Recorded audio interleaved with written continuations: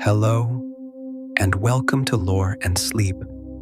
Tonight we travel to a world older than history, older than writing, older than the cities and the roads and the systems that we use to organize the world we live in. We are going back to the beginning of things, or at least to one people's understanding of the beginning of things, to the stories that the ancient Greeks told themselves about how the world came to be, why it works the way it does, and what it means to be a human being living in it. These are stories about gods and monsters and heroes and love and jealousy and death and transformation and the strange, persistent feeling that the world is more complicated and more beautiful and more dangerous than it first appears. This is Greek mythology, not a collection of dry facts or a list of names and relationships, but something more alive than that, something that has been flowing through the imagination of the Western world for 3,000 years, and that shows no sign of stopping. These stories were told first around fires and in open-air theaters and in the halls of kings, and they have been retold in every century since then, in every medium that human beings have invented for telling stories, because they contain something that does not age, something about the human condition that is as true now as it was when a Greek shepherd first looked up at the night sky and tried to explain what he saw. It is also a world made for the night, for the hour when the day has given everything it has to give, and you are ready to let something larger and older take over, for slow voices and heavy eyes, and the particular state of mind that exists between waking and sleep. When stories feel more real than they do in the hard light of the morning, if these journeys bring you calm, I invite you to like this video, subscribe to the channel, or leave a quiet thought in the comments below. It helps others find their way here, one sleepy soul at a time. But for now, there is nothing you need to do. Let your body grow heavy. Let your breathing slow. Let the ancient world come to you out of the darkness, the way stories always have. Let us begin. In the beginning, there was nothing, or rather, there was something that was not quite nothing and not quite something, a vast, formless, dark expanse that the Greeks called chaos, though chaos in this context did not mean confusion or disorder in the way we use the word today. It meant something closer to the yawning void, the wide open emptiness that existed before anything had taken shape or found its place. It was not a comfortable nothing. It was the kind of nothing that contains, somewhere within itself, the potential for everything, the way a seed contains a forest before anyone has thought to plant it.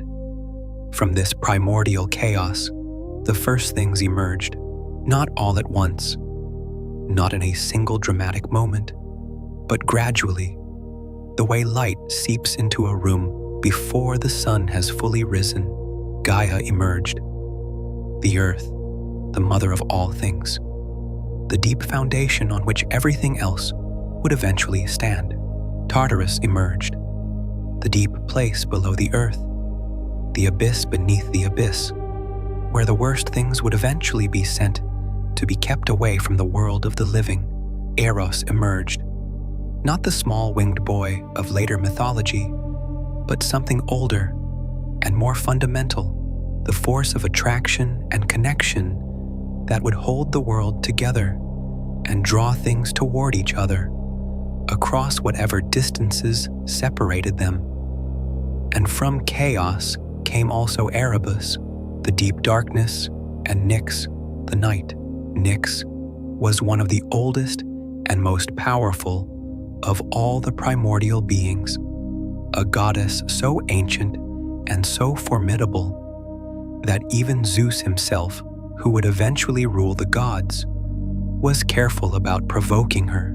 She was the night in its fullness, not merely the absence of light, but a presence in her own right, dark and vast and beautiful in the way that the night sky is beautiful when you are far from any city and the stars are very bright and you understand for a moment how small you are and how old the world is. From Nyx and Erebus came light. Specifically, they gave birth to ether, the bright upper air that filled the sky above the clouds, and to Hemera, the day, which meant that night contained within itself the potential for its opposite.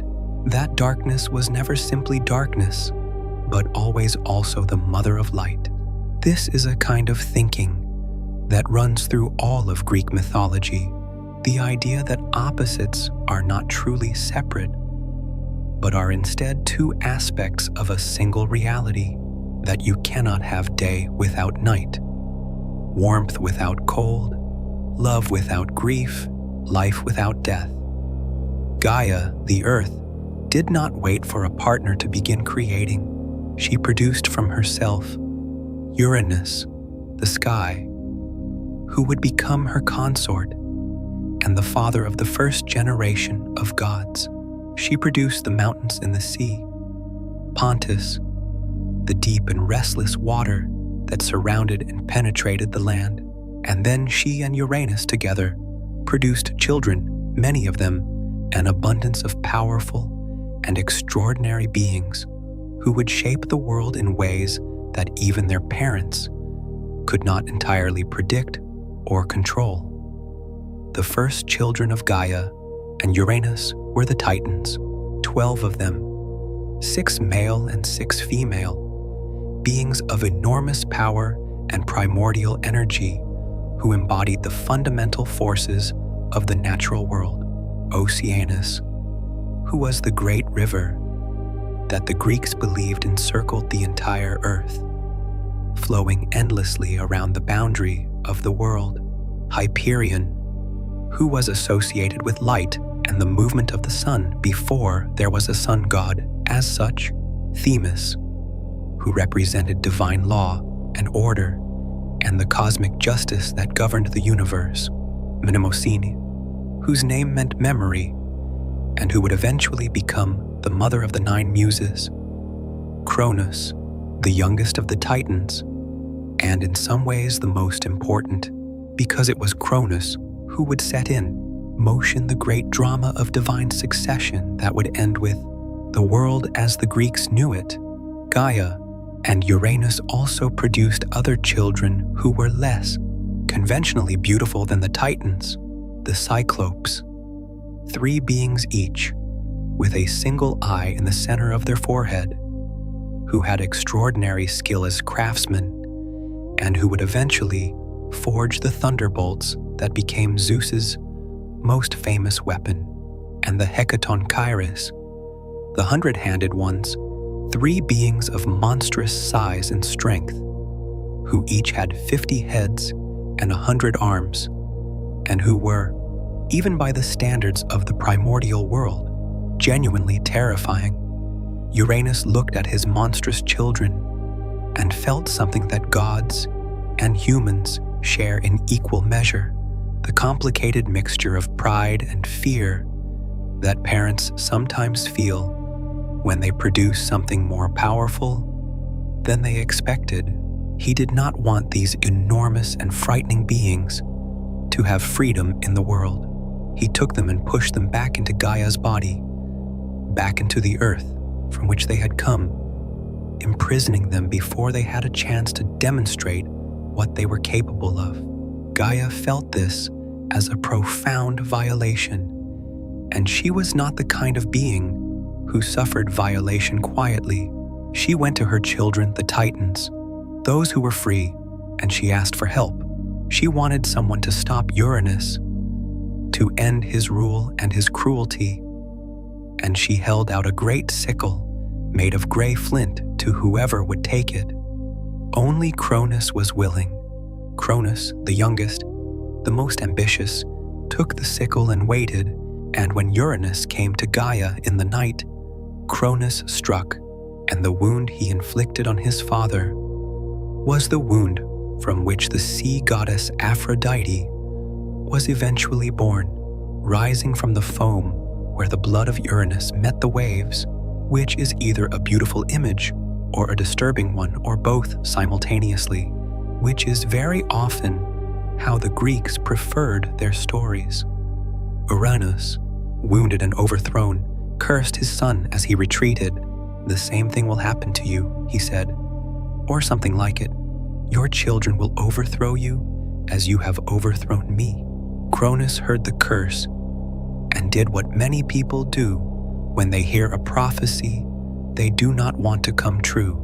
He tried to prevent it by the most direct means available to him, which was to swallow his children whole as soon as they were born, before they could grow up to become the threat that Uranus had warned him about.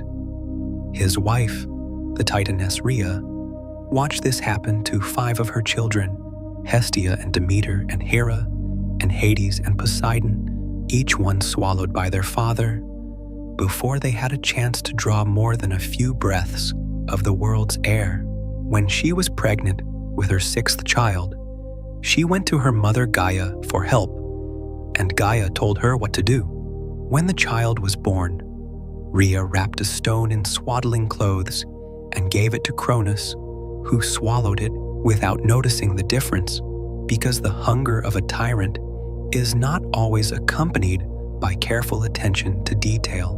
The real child, a boy who would be named Zeus, was taken to the island of Crete and hidden in a cave on the slopes of Mount Ida, where he was nursed by a divine goat named Amalthea and raised in secret, while his father remained unaware that one of his children had escaped.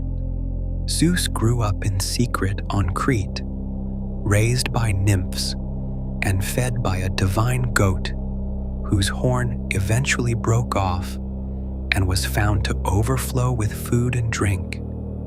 The original horn of plenty, he grew strong and clever and angry with a specific, targeted kind of anger that does not dissipate over time but concentrates itself, becoming more precise and more purposeful the longer it waits for its moment. When he was ready, he returned to the world, and with the help of the goddess Metis, whose name meant cunning intelligence, he gave his father a drink that caused him to vomit up the 5 children he had swallowed, who emerged intact and fully grown and full of their own grievances against the father who had imprisoned them. What followed was a war that lasted 10 years, the Titanomachy, the battle between the Titans and the children of Cronus, whom we call the Olympians, because they would eventually take up residence on Mount Olympus, the highest mountain in Greece, that snow-capped peak that touches the clouds and looks, from the ground, like the kind of place where gods might live, if gods were going to live anywhere. The Titans were older and in many ways more powerful, beings of primordial force who had shaped the world before any of the Olympians existed. The Olympians were younger, more dynamic, more willing to think creatively about problems that brute force alone could not solve. Zeus went to Tartarus and freed the Cyclopes and the Hecatoncheires, the monstrous beings that Uranus had imprisoned there, and that Cronus had kept imprisoned after him. The Cyclopes, grateful for their freedom, forged gifts for the 3 brothers who had freed them.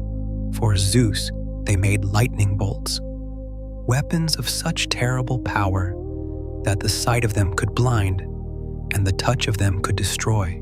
For Poseidon, they made a trident, the 3-pronged spear with which he would eventually control the seas. For Hades, they made a helmet of invisibility, the cap that could make its wearer disappear from the sight of gods and mortals alike. The Hecatoncheires, with their 100 arms, were themselves weapons, capable of hurling boulders by the hundreds simultaneously. drowning the Titans in stone. The war was cosmic in its scale, the kind of conflict that shook the foundations of the earth and disturbed the surface of the sea and sent rocks flying that became islands. If you believed the stories, the Titans fought with everything they had, and some of them, it should be said, had an enormous amount. Atlas, one of the Titans who fought against the Olympians, was a being of such strength that when the war was finally over and the Olympians had won, his punishment was to stand at the western edge of the world and hold up the sky on his shoulders, a burden so immense that it required the strongest being in creation to prevent the heavens from crashing down onto the earth. The Titans who had not fought against the Olympians or who had fought on their side were treated differently. Themis became an advisor to Zeus. Oceanus remained in his place, encircling the world.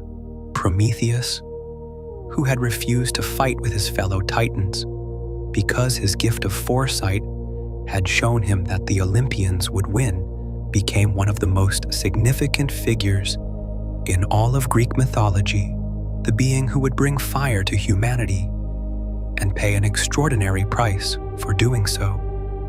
The defeated Titans were sent to Tartarus, bound in chains in the deepest pit below the world, guarded by the Hecatoncheires, who had helped defeat them, imprisoned in the dark, the way Uranus had imprisoned the Cyclopes, and the Hecatoncheires before them, in the pattern of divine succession and imprisonment that the Greeks saw repeating itself through the generations of the gods.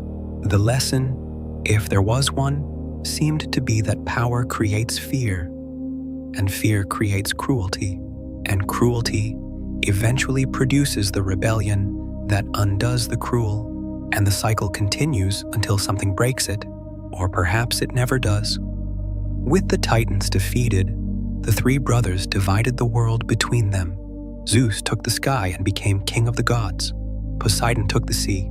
Hades took the underworld, the realm of the dead that lay beneath the earth itself, and Mount Olympus, the meeting place of the gods, were shared between all three and between the other Olympians who would join them, the great family of divine beings who would govern the world and interfere in human affairs and argue among themselves for all the centuries that followed.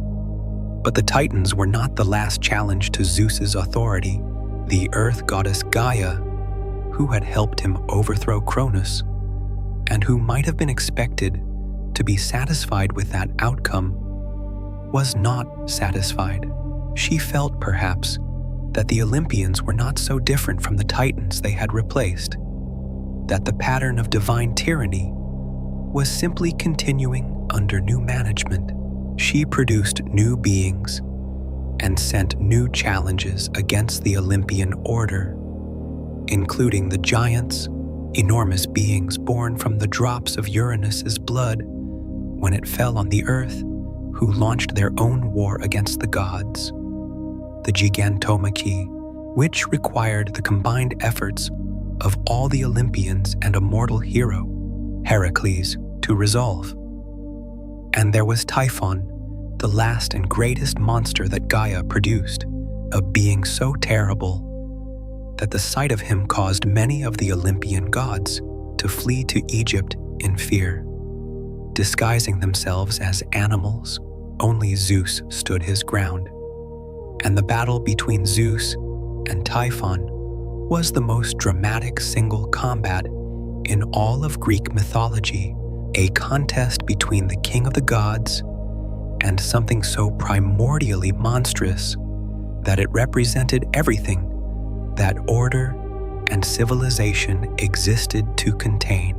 Zeus won, as he had to win for the story to continue, and he buried Typhon under a mountain, and the fire that volcanoes breathe is, in the Greek telling, the imprisoned fire of Typhon's eternal rage.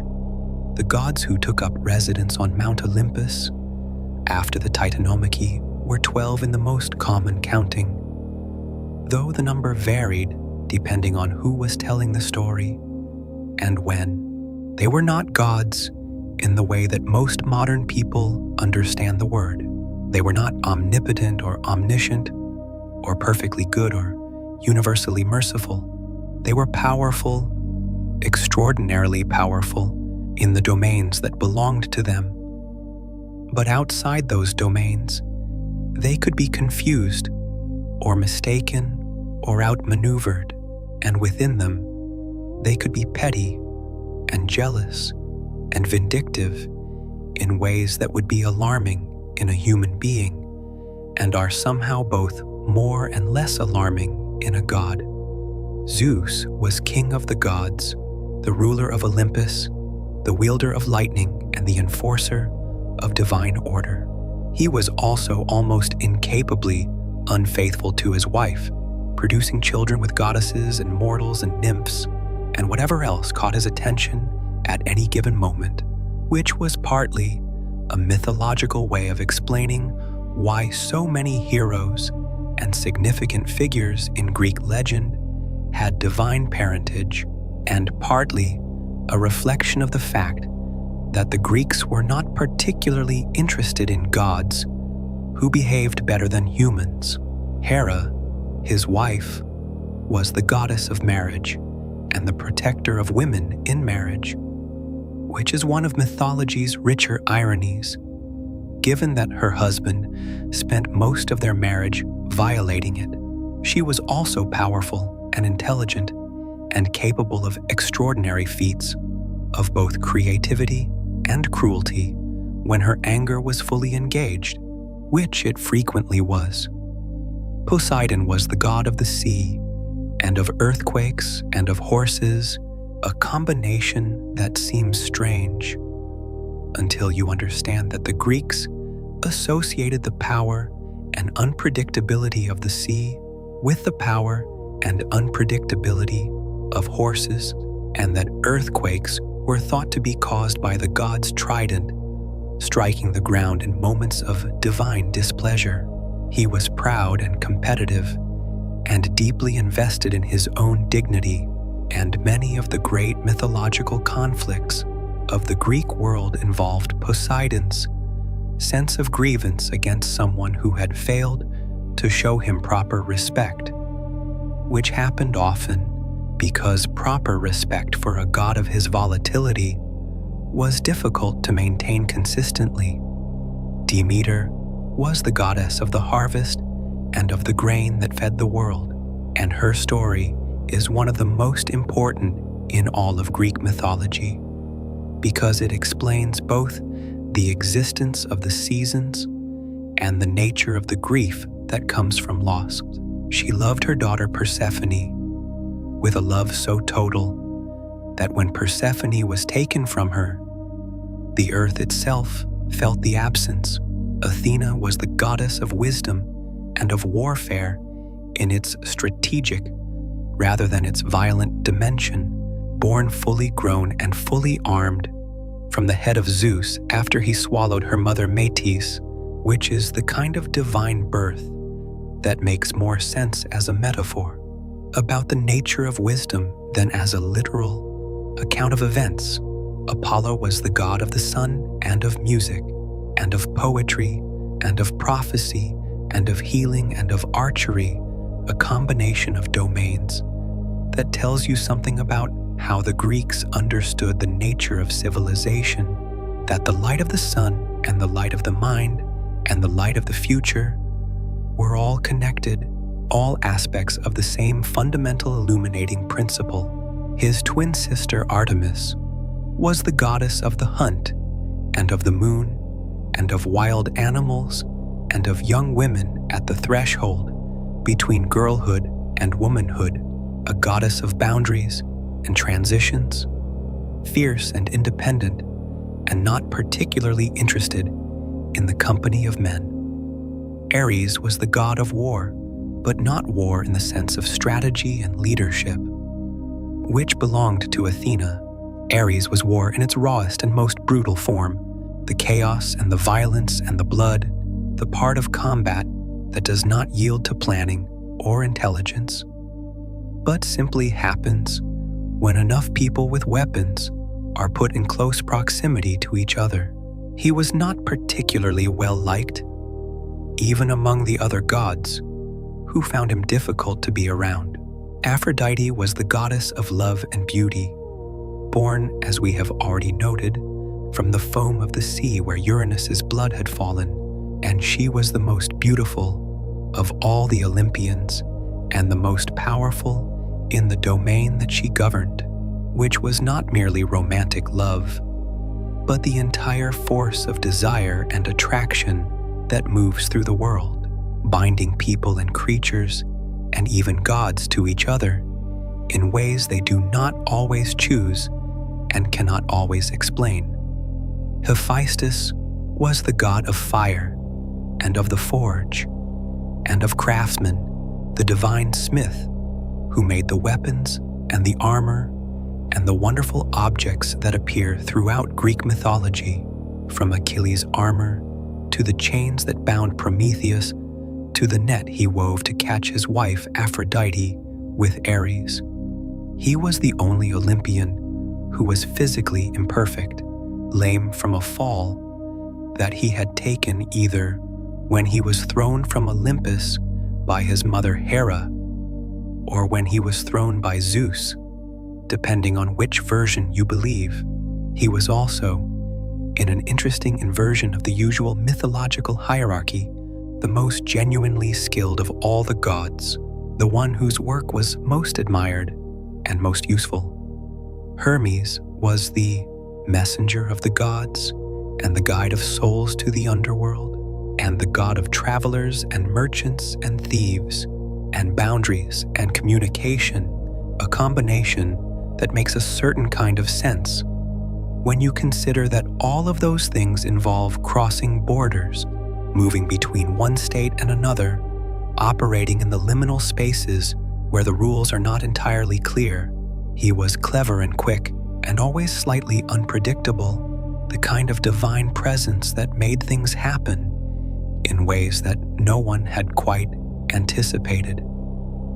Dionysus, who in many accounts replaced Hestia in the Olympian 12, was the god of wine, and of ecstasy, and of theater, and of the dissolution of boundaries, the deity who presided over those states in which the ordinary self gives way to something larger and less controlled.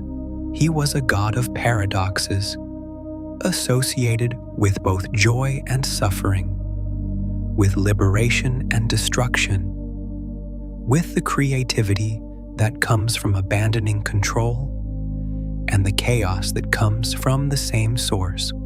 Of all the stories in Greek mythology, the story of Prometheus is the one that speaks most directly to the human condition, to what it means to be the kind of being that we are, knowing, striving, suffering, capable of both great achievement and great foolishness, always reaching for something just beyond what we already have.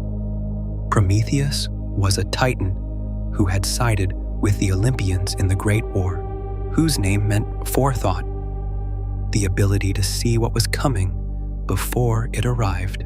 He was one of the beings responsible, in many versions of the story, for the creation of human beings themselves, having shaped them from clay and water in imitation of the divine, giving them form, but not yet the spark that would make them something more than elaborate statues. The world in those early days was a cold and difficult place for human beings. They had no fire. They huddled in caves and ate their food raw and shivered through the night and died young of diseases and exposure and the simple helplessness of a species that had not yet learned to reshape its environment in the ways that fire makes possible.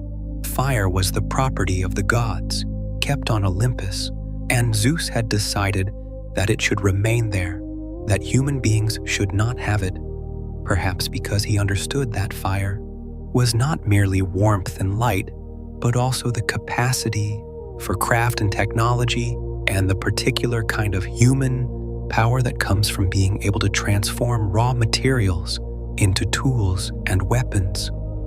Prometheus looked at human beings and felt something that the gods were not supposed to feel, at least not toward creatures as fragile and temporary as humans.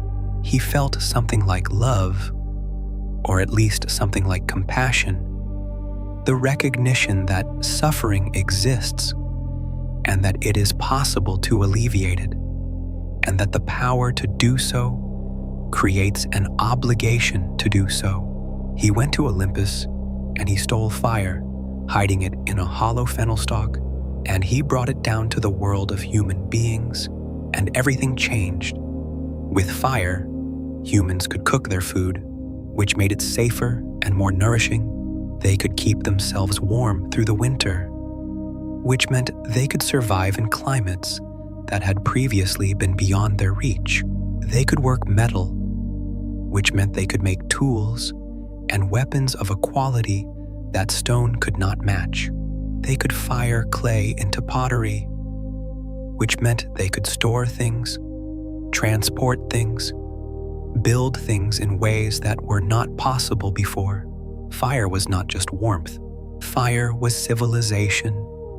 Zeus discovered what Prometheus had done, and he was furious, not because he was indifferent to human suffering, or not only for that reason, but because the theft of fire from Olympus was a violation of divine order, a challenge to the authority of the king of the gods, an act that said, in the clearest possible way, that Prometheus did not believe Zeus had the right to make that particular decision. The punishment he devised for Prometheus was proportionate to his concept of the crime, which is to say it was extreme. Prometheus was taken to a mountain, some versions say the Caucasus, at the edge of the world, and chained to a rock with bonds that could not be broken. Every day, an eagle came and ate his liver. Every night, the liver grew back. The next day, the eagle returned.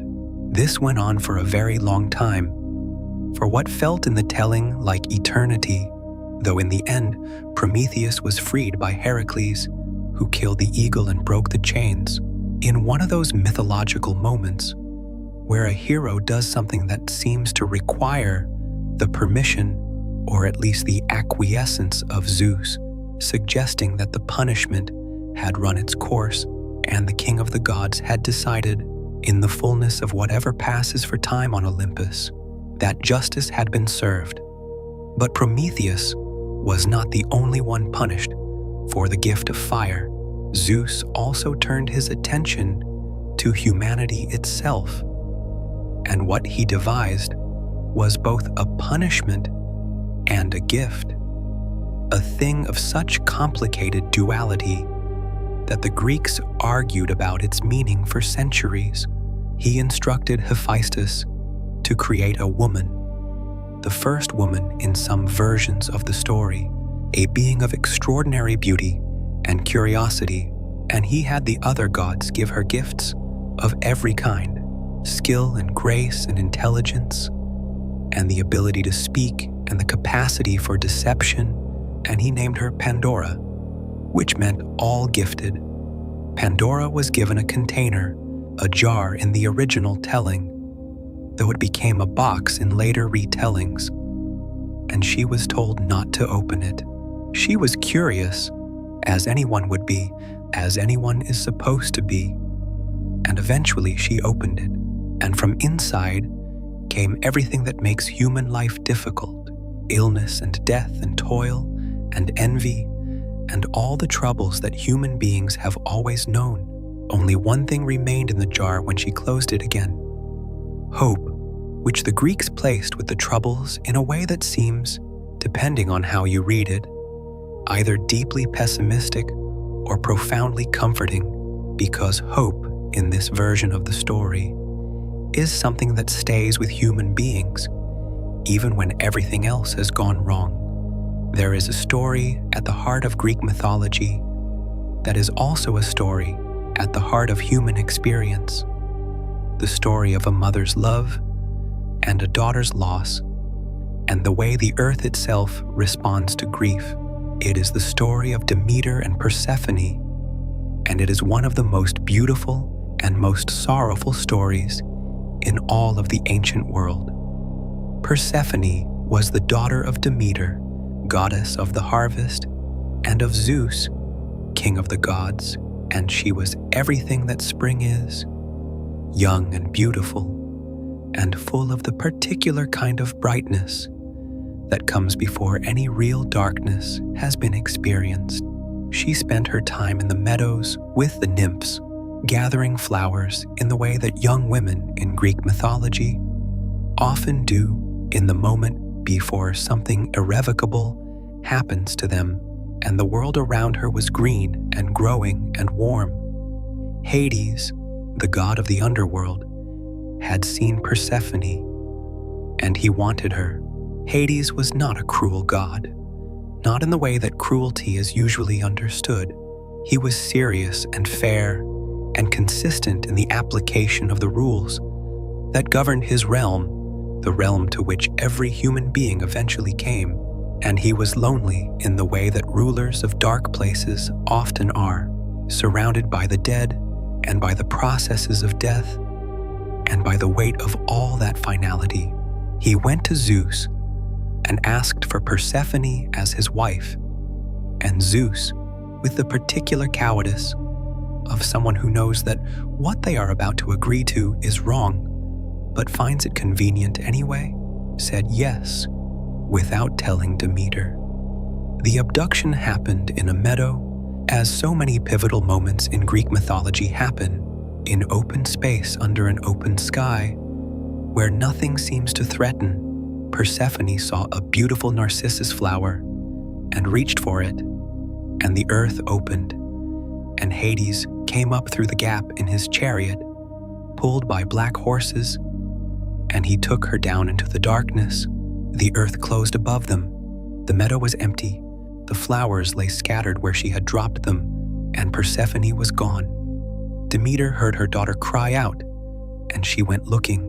She searched the earth for 9 days, carrying torches through the darkness, neither eating nor drinking nor bathing, simply searching, because a mother who has lost a child does not stop for those things.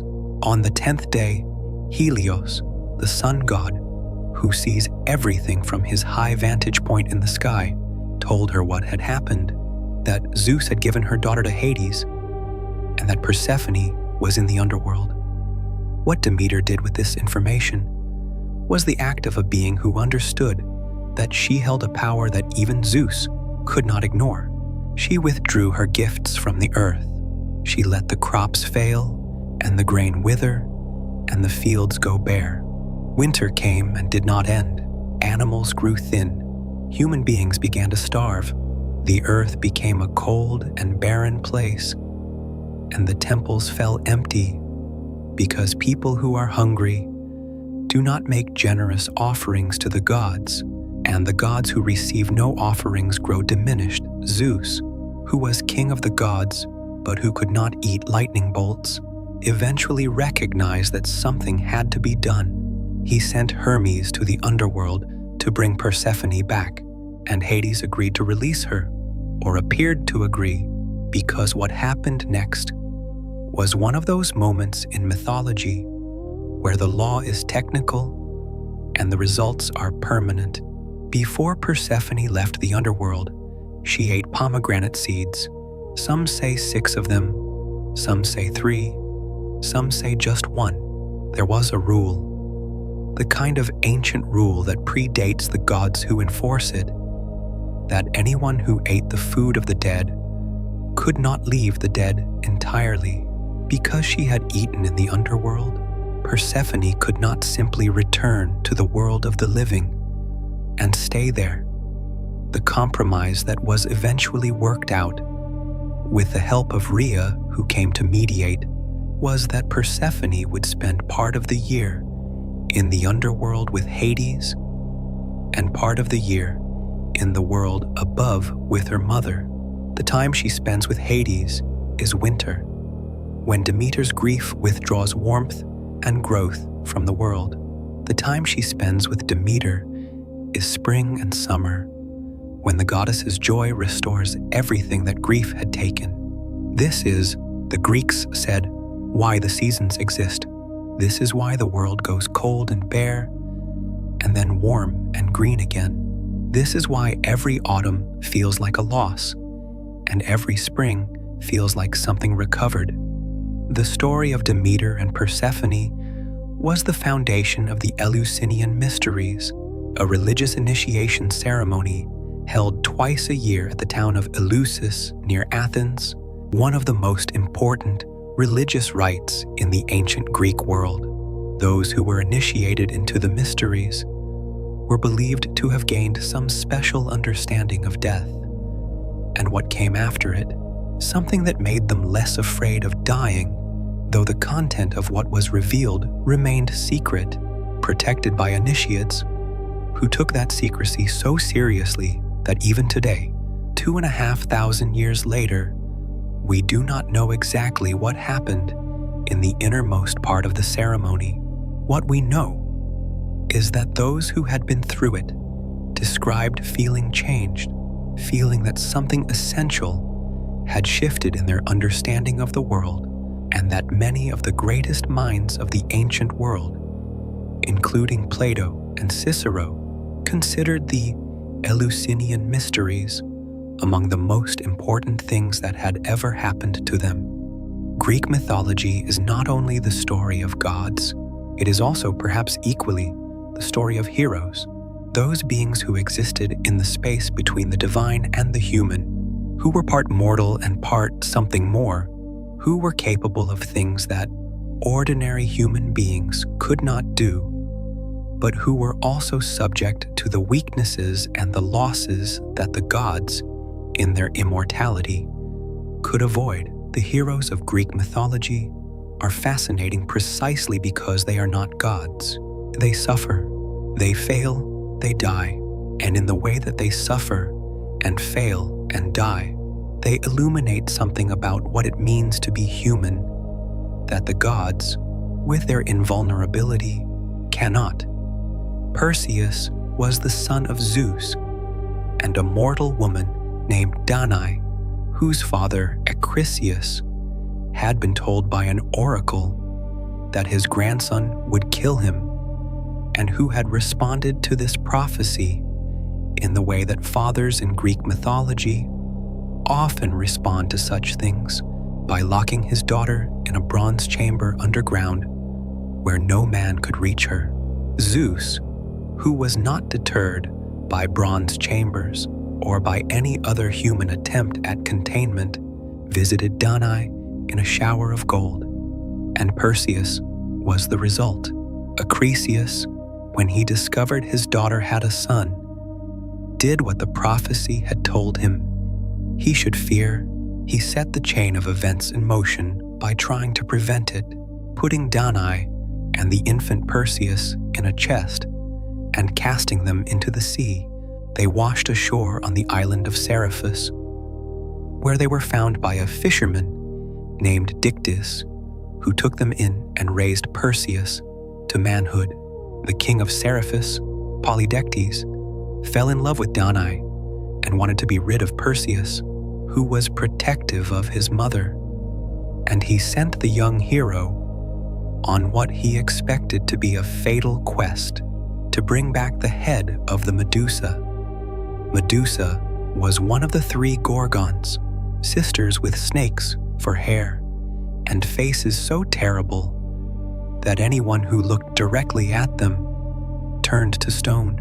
She was the only mortal one of the three, which is both what made the task possible and what made it tragic, because there is always something sad about the death of the only thing in a category that can die. Perseus had divine help on this quest, as heroes in Greek mythology generally do. Athena gave him a polished shield that he could use as a mirror, so that he could approach the Medusa without looking at her directly. Hermes gave him winged sandals and an adamantine sword. He found his way to the Gorgon's cave and cut off the Medusa's head while looking only at her reflection in the shield. And from the severed neck sprang Pegasus, the winged horse, and the giant Chrysaor, because in Greek mythology, even death is a kind of transformation, an ending that contains within it a new beginning. On his way home, Perseus came across a young woman chained to a rock at the edge of the sea, a princess named Andromeda, who was being sacrificed to a sea monster to appease Poseidon's anger at her mother's boast that Andromeda was more beautiful than the sea nymphs.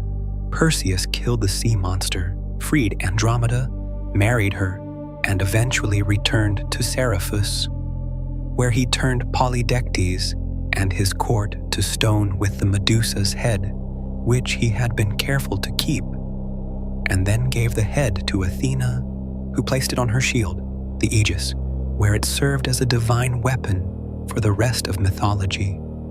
The fate of Acrisius, his grandfather, was fulfilled in the way that the fates in Greek mythology are always fulfilled, indirectly and accidentally, and in a way that makes the attempt to prevent the prophecy seem, in retrospect, like the very thing that made it inevitable. Perseus accidentally killed Acrisius with a discus at an athletic competition, and the old king died knowing that in trying to prevent his destiny, he had set it in motion. Theseus was the hero of Athens in the way that Perseus was a more widely traveling hero, a young man who made himself the champion of his city, and who became, in the process, one of the great figures of Greek myth. He was the son of the Athenian king Aegeus, or possibly the son of Poseidon, since his mother had spent a night with both, which was the kind of ambiguity that Greek mythology was comfortable with and which modern readers sometimes find more confusing than the Greeks intended it to be. The story of Theseus that is best remembered is the story of the Minotaur, the creature in the labyrinth at Knossos in Crete, a being that was half human and half bull, the product of an unnatural union that was itself the punishment for a king's pride. The king of Crete, Minos, had asked Poseidon for a bull to sacrifice, and Poseidon had sent him a magnificent white bull, and Minos had kept it for himself instead of sacrificing it, because it was too beautiful, and Poseidon had punished the failure of religious obligation by causing Minos' wife, Persephone, to fall in love with the bull. And from that union came the Minotaur, who was shut in the labyrinth that the genius craftsman Daedalus built for it.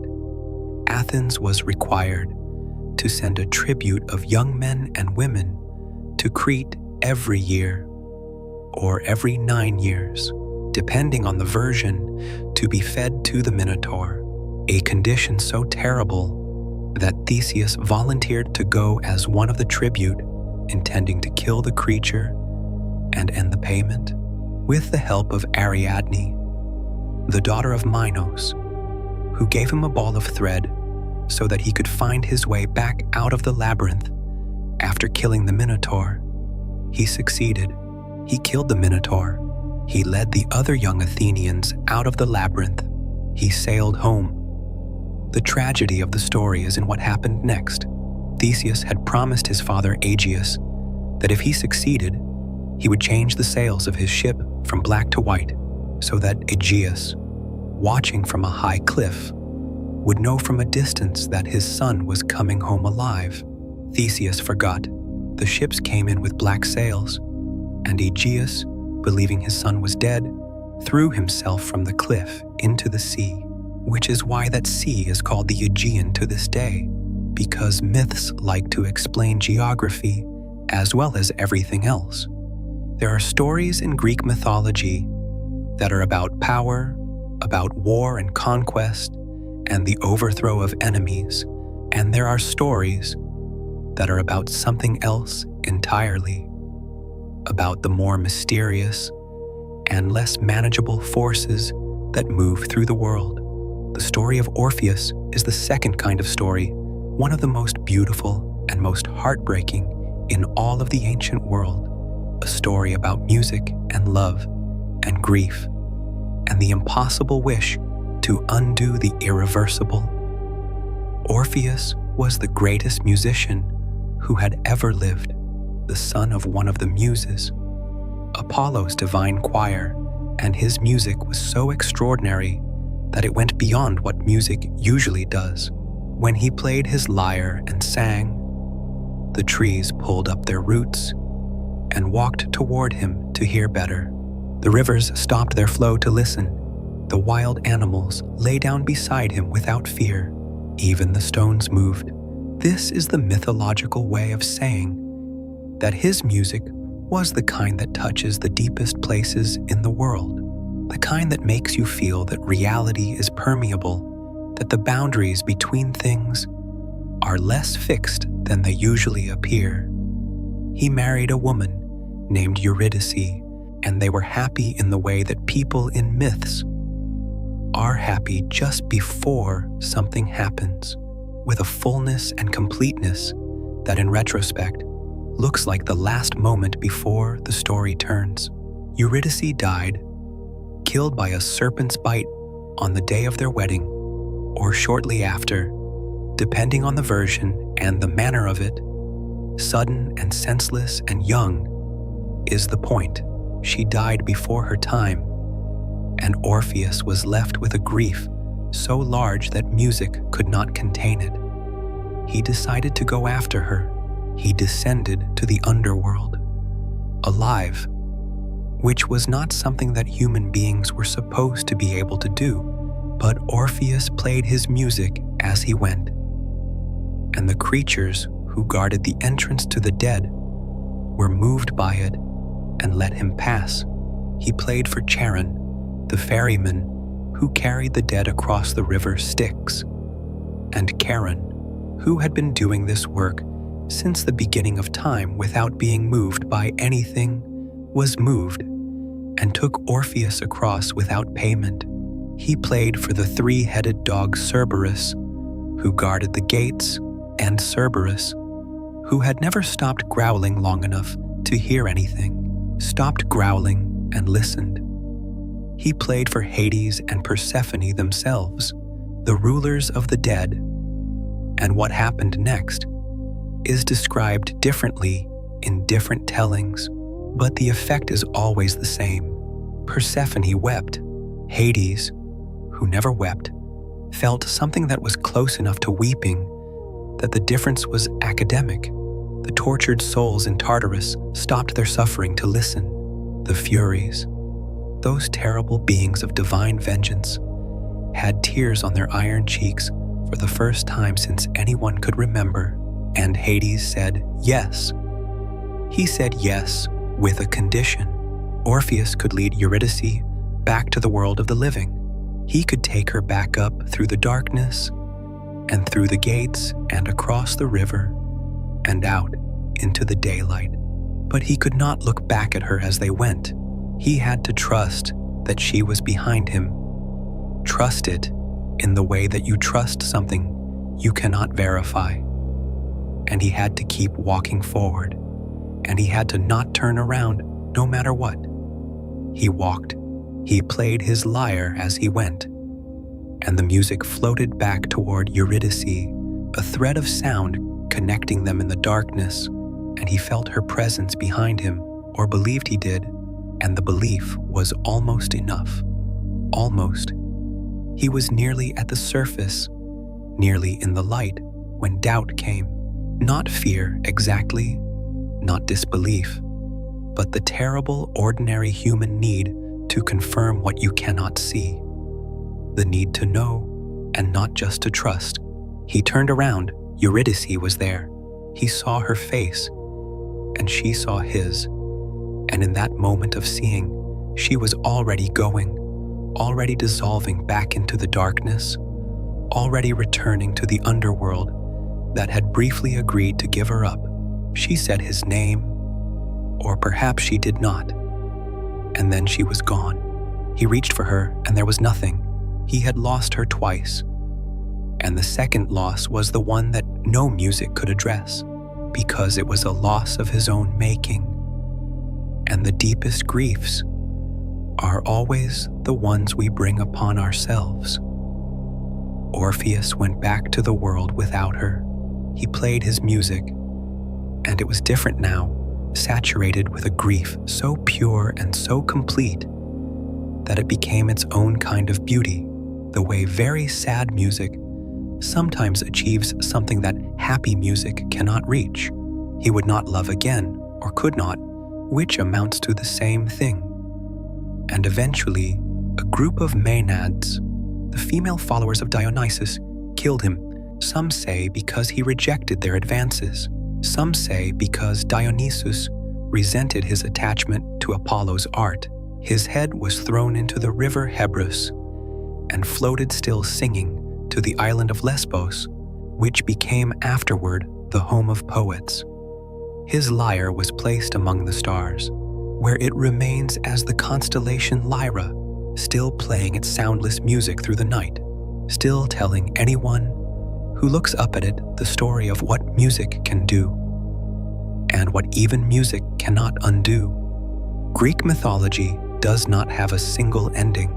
It does not have the kind of apocalyptic conclusion that some other mythological traditions have. The great final battle, or the ending of the world as we know it. Instead, it has something more diffuse, and in some ways more melancholy, a gradual withdrawal of the divine from the human world, a slow retirement of the gods from the close involvement in human affairs that had characterized the heroic age, a fading of the miraculous into the merely natural that left the world quieter and less surprising, but perhaps also more manageable. The age of heroes was understood by the Greeks as a specific period in history, a time when gods and mortals interacted directly and constantly, when divine beings walked among humans and took human lovers and fathered demigod children who went on extraordinary adventures.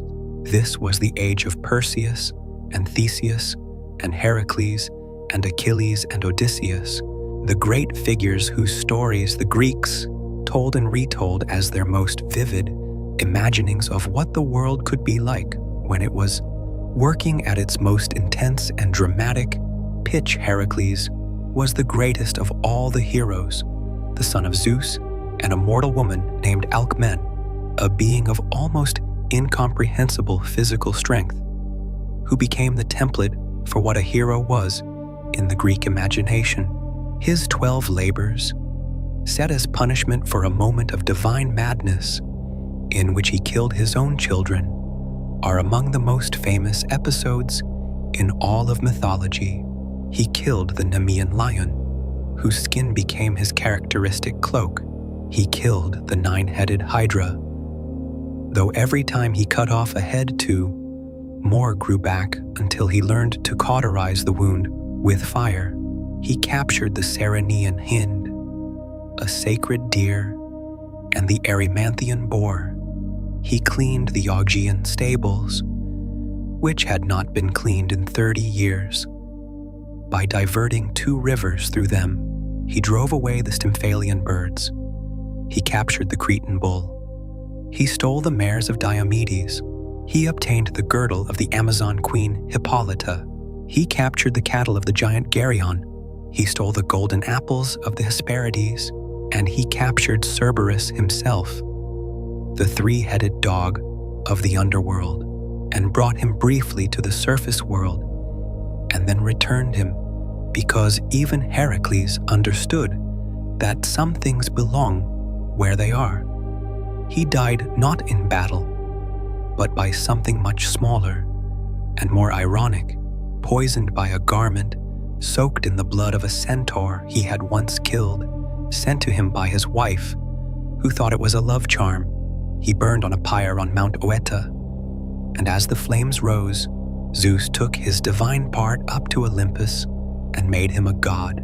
The only hero who achieved this particular transformation, who crossed from the mortal to the immortal by the force of his deeds and his suffering. Even in this apotheosis, however, something was lost. A shade of Heracles remained in the underworld, separate from the god he had become, still carrying his bow and his arrows, still reenacting the posture of combat in the land of the dead, as if some part of him could not leave the heroic mode even after everything was over. The Trojan War, which we explored in our previous journey, was in many ways the last great event of the heroic age, the final demonstration of what gods and humans could achieve together and what the intersection of divine will and human passion could cost. The 10 years of siege, the great heroes on both sides, the gods taking sides and fighting alongside their favorites, the city falling and the fleet scattering, and the long, dangerous homecomings that followed. All of this was understood by the Greeks as the end of something, the closing of an era in which the world had been more vivid and more dangerous and more alive with divine presence than it would ever be again. After the Trojan War, the gods gradually withdrew, not entirely and not all at once, but increasingly. The oracles continued to speak for centuries, most famously at Delphi, where the Pythia, the priestess of Apollo, gave her famously ambiguous responses to those who came seeking knowledge of the future. The temples continued to receive offerings, and the festivals continued to be celebrated, and the prayers continued to be said, but the sense of direct divine involvement in human affairs, the sense that a god might appear in your path on any given morning or sleep with your daughter, or intervene in your battle at a critical moment, that sense faded. What replaced it was something that the Greeks were also very good at: philosophy, the love of wisdom, the attempt to understand the world through reason rather than through story. The great philosophical schools of Athens, the Platonic, the Aristotelian, the Stoic, the Epicurean, all emerged in the period after the heroic age had passed, as if the withdrawal of the gods had left a space that human thought was eager to fill. And philosophy did not so much replace mythology as enter into a complicated conversation with it, using the old stories as materials to think with, reinterpreting them, allegorizing them, arguing about what they meant. Plato, who founded one of the most influential schools of philosophy in the ancient world, was also one of the greatest myth makers, creating new stories to illustrate philosophical points: the allegory of the cave, the myth of air, the story of Atlantis, with a skill that acknowledged the power of the mythological form, even while philosophy was claiming to transcend it. The relationship between myth and reason in ancient Greece was never one of simple replacement, the rational displacing the irrational, but something more like the relationship between two languages, each capable of expressing things the other cannot reach, each necessary for a complete account of what it means to be alive in this particular world. The myths themselves did not die when the world that produced them changed. They were written down, collected, analyzed, retold in new forms. The great mythographers, Hesiod, who wrote the Theogony and the Works and Days, Homer, who composed the Iliad and the Odyssey, Ovid, who retold the Greek myths in Latin verse with extraordinary skill and in a tone that is sometimes loving and sometimes gently ironic, all ensured that the stories survived the religions that had originally told them. When Christianity became the dominant religion of the Mediterranean world, The myths went underground, but did not disappear. They survived in the manuscripts that monks copied in their scriptoria. They re-emerged in the Renaissance as painters and sculptors discovered in them an inexhaustible source of images and themes. They have been continuously alive in Western literature and art and music ever since, showing up in every century in new forms, always recognizable, always somehow relevant, always capable of saying something that more recent ways of talking about the world have not quite managed to say. The reason for this survival is not hard to find. The myths work because they are true in the way that stories are true, not factually, but essentially. They describe real things about human experience, using the language of the impossible. The love of Demeter for Persephone is real. The grief of Orpheus is real. The ambition of Cronus and the fear that drives cruelty are real. The longing of Prometheus, the conviction that suffering is preventable and that the prevention of it is worth any cost, is real. The curiosity of Pandora that opens the box, knowing that she should not, is real. These are not stories about gods. They are stories about us, dressed in divine clothing, so that we can look at ourselves from a safe enough distance to see clearly. The night sky above Greece has not changed. The same stars that the Greeks named and told stories about turn above our heads every night. The same patterns, the same slow rotation. The stars of Orion, the great hunter, rise and set. The Pleiades, the seven sisters, cluster together as they always have. The constellation Lyra marks the place where Orpheus's lyre was set among the stars, still playing its silent music across the dark, and the stories are still being told in books and films and plays and games and conversations and the half-remembered images that come to people in the spaces between waking and sleeping, when the mind lets go of the practical business of the day and opens itself to something older and stranger and more true. The gods have gone from their high mountain. The heroes have made their last journeys and taken their places in the memory of the world. The oracles are silent, the temples are ruins, but the stories remain, moving through time the way rivers move through landscapes, finding their level, wearing channels in the rock, always arriving somewhere, always carrying something from where they have been to where they are going. Let the myths rest now, in the deep night where stories live. Let the gods return to Olympus, and the heroes to their rest, and the monsters to their caves, and the wide dark sea to its own inscrutable business. Let the stars turn overhead, those old familiar patterns, Orion and the Pleiades and the Lyra with its silent song. Let the night do what it does, and let yourself go with it gently into the dark where all the oldest stories wait. And so we leave the world of the ancient Greeks, that bright and dangerous world of gods who were too human and humans who reached for the divine. We walked through the beginning of things, through chaos and the first emergence of light and earth and night. We watched the Titans fall and the Olympians rise, and the great war that shook the foundations of the world. We sat with each of the 12 gods on their mountain and understood, a little, why the Greeks needed each one of them.